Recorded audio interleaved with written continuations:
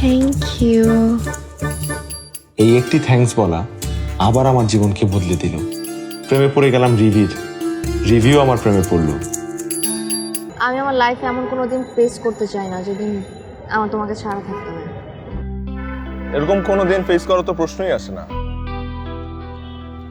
যদি আমার কোনো অতীতের কোনো কিছু যদি এখন তোমার সামনে চলে আসে,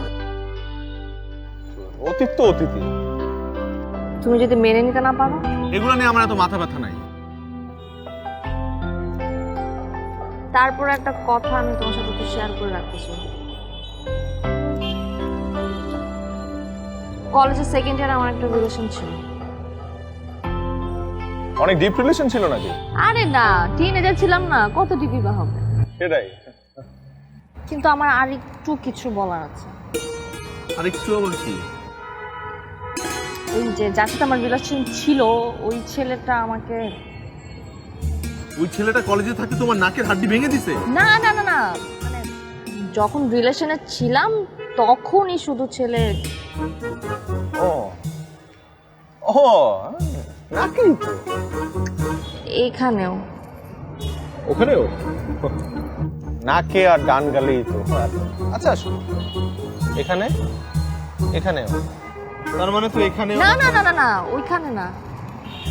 তাইলে কিন্তু আমি তোমাকে কথা দিচ্ছি, আমাদের অতীত কখনো আমাদের বর্তমান আসবে না।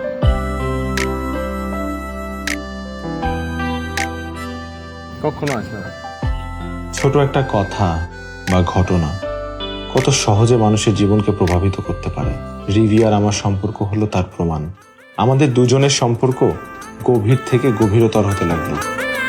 করছে বুক ধুক ধুক, কি যে বিউটিফুল হইলু, আসুক যতই না বাধা, হব না কো আলাদা।